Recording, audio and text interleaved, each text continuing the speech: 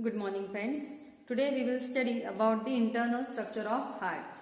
See, human heart internally is divided into four chambers, as externally also. So, internally the four chambers are right atrium, right ventricle and left ventricle. Let's see and study about all the parts one by one. So, this part which I have drawn in a blue color represents the right side of heart, and this part which I have drawn red in a color represents the left side of the heart. Okay, so at the right side of our heart deoxygenated blood is present. That's why this side is represented blue in a color, while on the left side of heart oxygenated blood is there, so that side I have represented red in a color. So this part is called as the right atrium and this is the left atrium. Friends, atria are two superior, smaller and blood receiving chambers.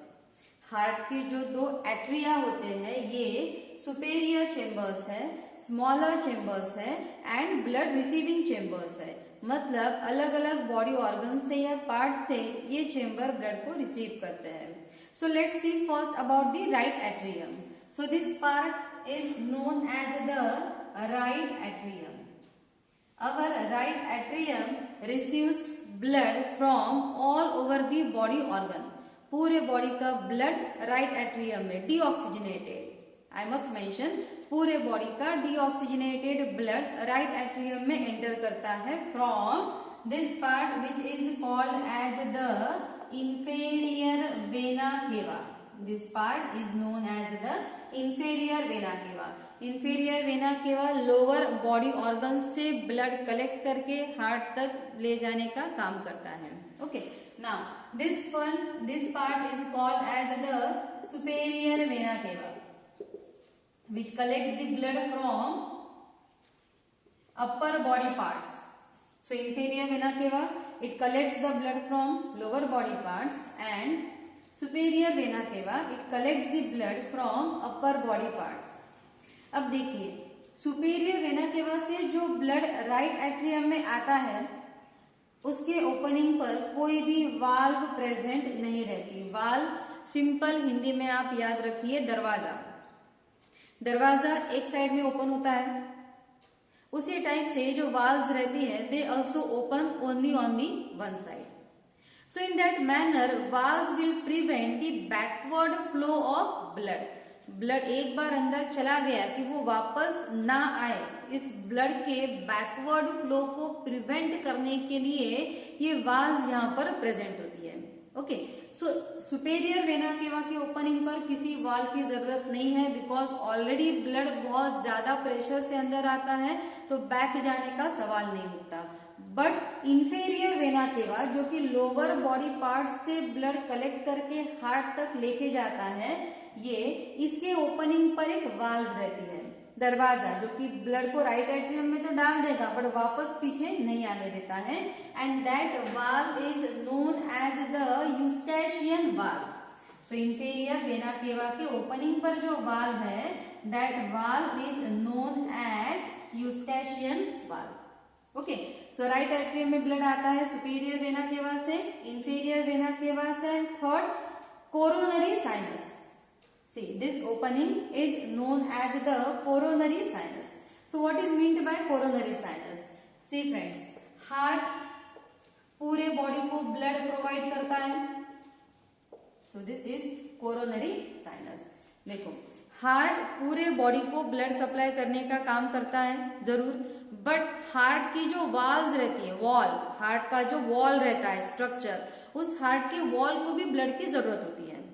तो heart की जो wall है, heart के wall को oxygenated blood provide करने का काम किया जाता है by coronary artery, and heart की वॉल से डीऑक्सीजनेटेड ब्लड कलेक्ट किया जाता है by coronary when.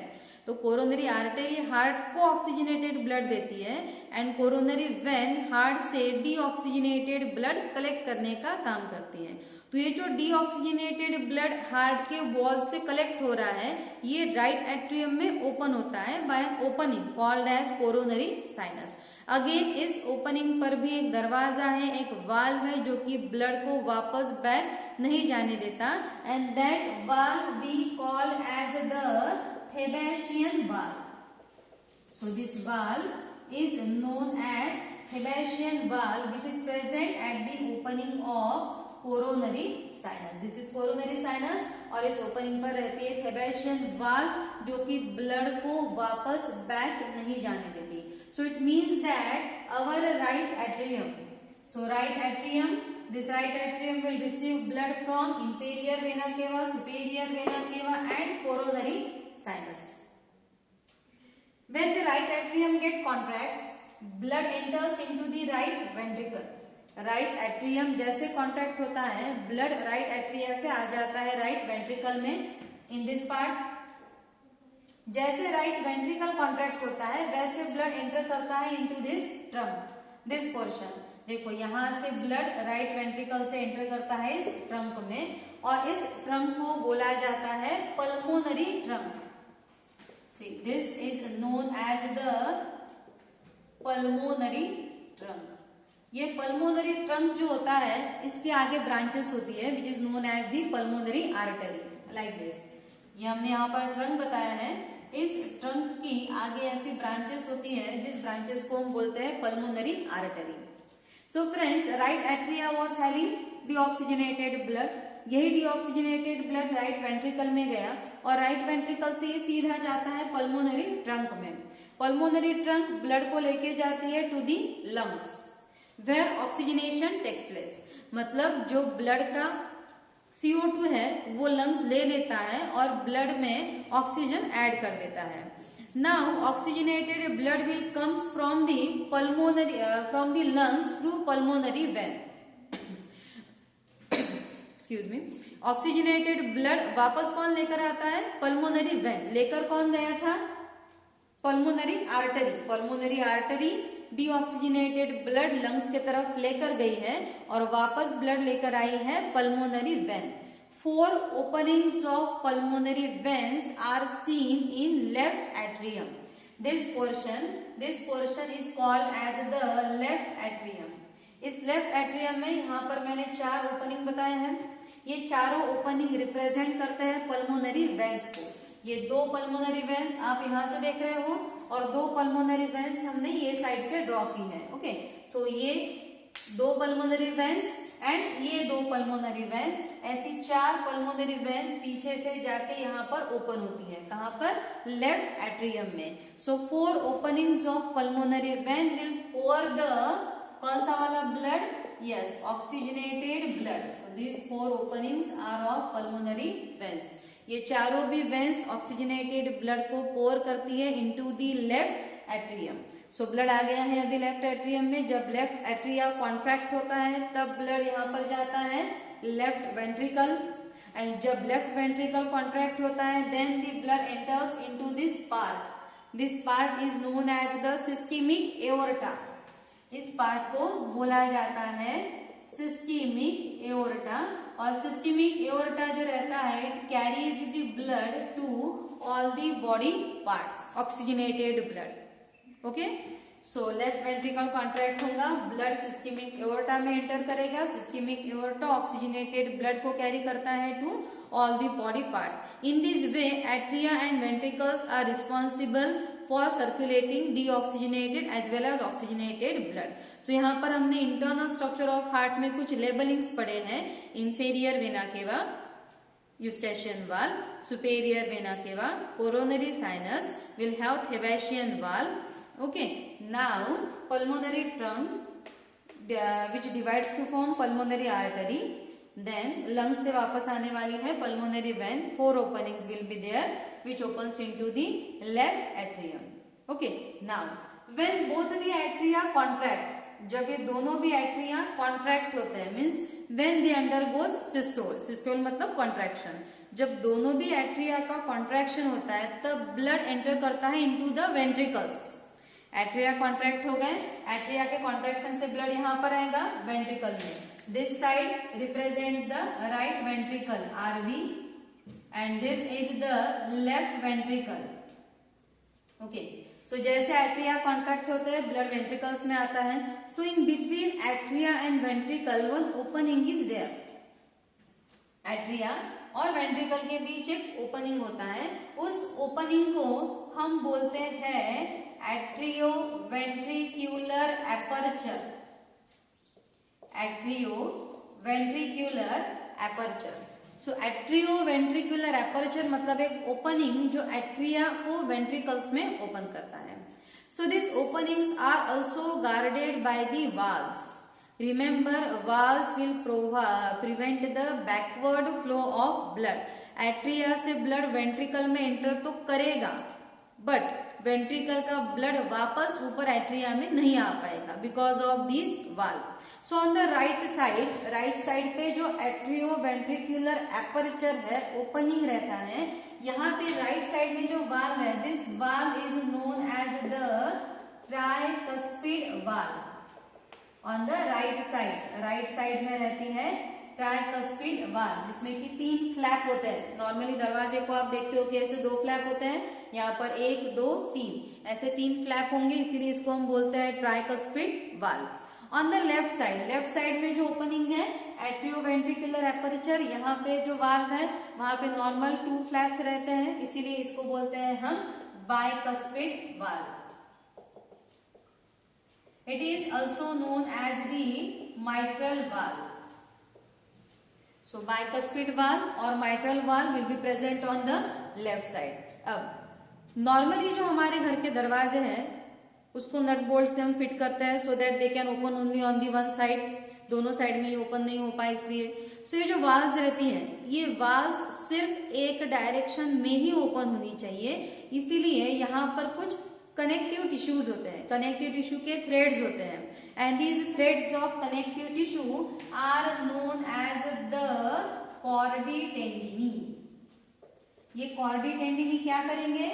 They will open the valve only on one side. Valve को सिर्फ एक ही साइड में ओपन करने के लिए ये रिस्पॉन्सिबल है.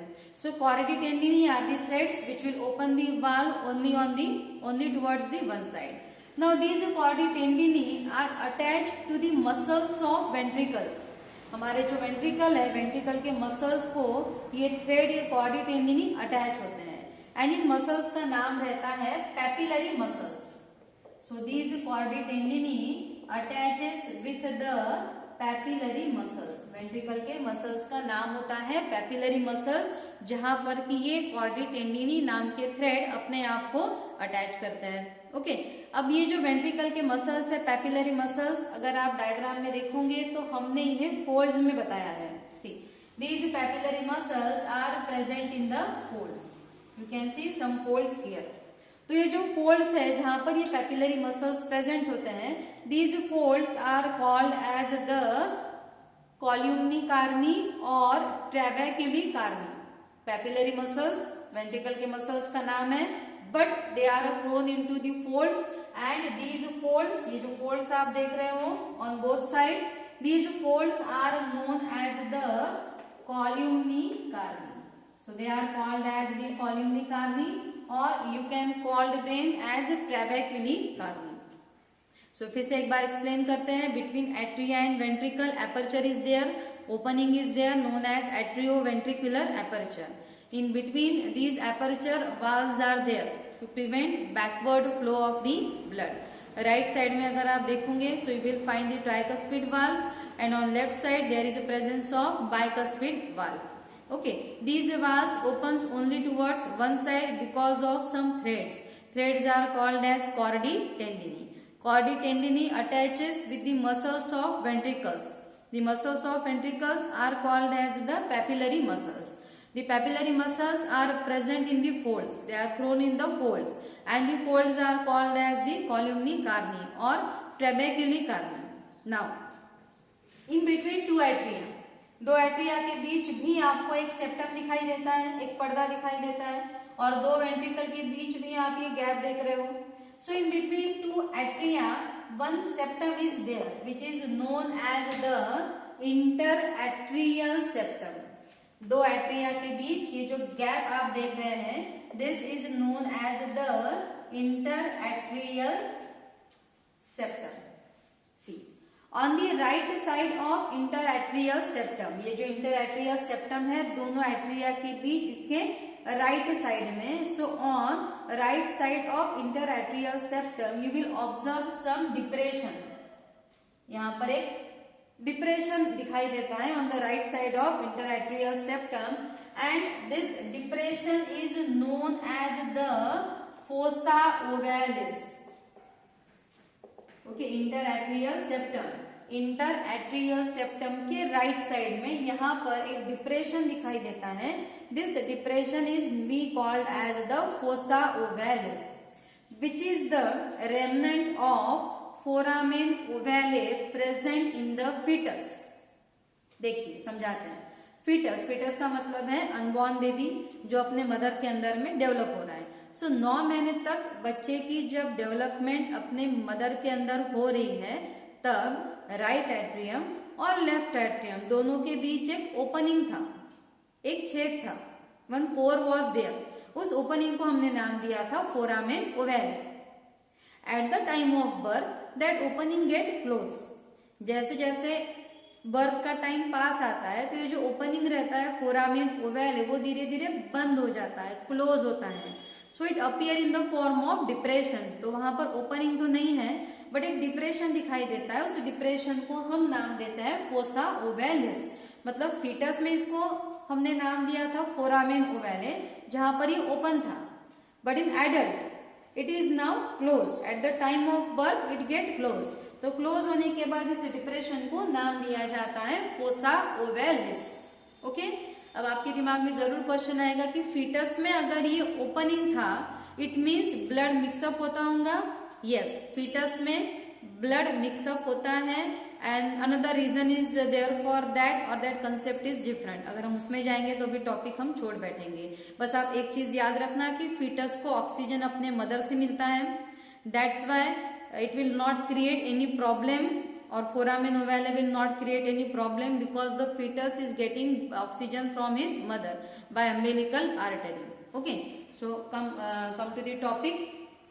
On the right side of interatrial septum and depression is there called as the fossa ovalis. In between two ventricle, one septum is there known as the interventricular septum. जैसे इसे हमने interatrial septum बोला था वैसे ही दो ventricle के बीच जो septum है इसको हम नाम देते हैं interventricular septum. So this is known as the interventricular septum. Now the wall of left ventricle, not wall, हाँ वॉल, जो वॉल है left ventricle it is the thickest. Why? Because left ventricle has to pump blood to all body parts. ये जो left ventricle है, left ventricle जब contract होगा तब blood जाएगा यहाँ पे सिस्टमिक एओर्टा में, और सिस्टमिक एओर्टा से ऑक्सीजनेटेड ब्लड जाता है ऑल बॉडी ऑर्गन्स के पास में, पूरे बॉडी पार्ट्स के पास। इसीलिए उसको फोर्सफुली कॉन्ट्रैक्ट होना है, पूरे बॉडी को ब्लड भेजना है तो लेफ्ट वेंट्रिकल को कैसे कॉन्ट्रैक्ट होना है, फोर्सफुली। इसीलिए ये जो लेफ्ट वेंट्रिकल की वॉल रहती है, ये वॉल कैसे रहती है, thickest. So you must remember two things, that right atrium is larger because it has to collect blood from all body part and left ventricle has thickest wall because it has to pump the blood to all body organs.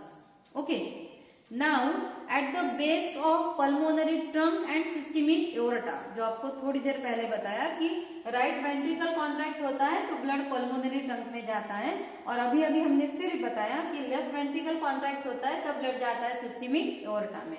So at the base of systemic aorta and pulmonary trunk you will observe some wall.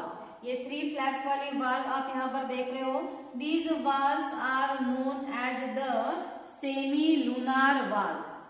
So on the at the base of pulmonary trunk, see, and at the base of systemic aorta. So you will observe some valve known as the semi-lunar valve. ये 3 flap वाली valves है which will again prevent the backward flow of the blood. Blood को ये back वापस नहीं आने देते। एक बार पल्मोनरी ट्रंक या सिस्टमिक एओर्टा में ब्लड चला गया तो वापस नहीं आना चाहिए वेंट्रिकल में, इसीलिए इनके बेस पर ये दो टाइप की वाल्व है यहाँ पर, सेमिलुनार वाल्व इसे हम बोलेंगे. So this is all about the internal structure of heart. So let us revise quick in 2 minutes. Our heart internally divided into 4 chambers.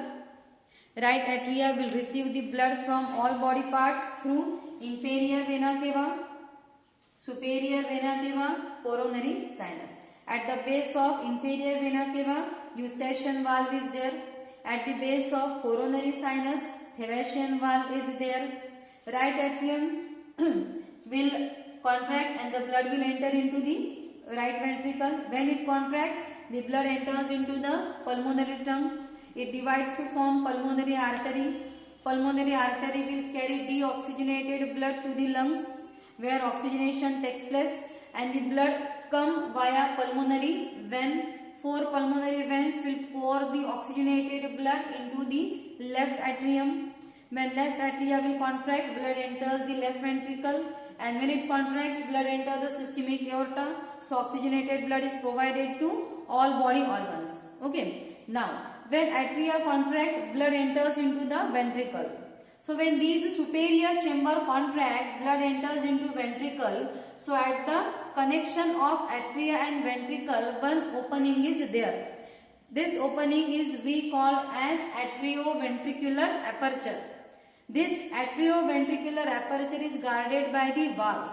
On the right side, tricuspid valve is there, 3 flap wala, and on the left side, bicuspid valve or mitral valve is there. Remember, valves will prevent the backward flow of blood. Okay, as the blood enters into ventricle, they will enter into the pulmonary trunk and systemic aorta. So at the base of pulmonary trunk and systemic aorta also there are semilunar valves. Okay. See, so these valves, tricuspid and bicuspid valve, they should open only on one side. So that's why they are connected to the threads known as the chordae tendineae. These chordae tendineae attaches to the muscles of ventricles called papillary muscles. These muscles are present in the folds. Folds are called as the columni carni, or we can call it as the trabeculae carni. Okay. In between two atria, one septum is there called as the interatrial septum. At the right side of interatrial septum, the depression is known as fossa ovalis. In fetus, we called that opening as foramen ovale, and now it is fossa ovalis. In between two ventricles, again a gap is there, septum is there called interventricular septum, and semilunar valves at the last. So thank you so much. I hope you have understood the internal structure of heart. Soon I will come with my another video explaining about the cardiac cycle or ECG. Thank you so much.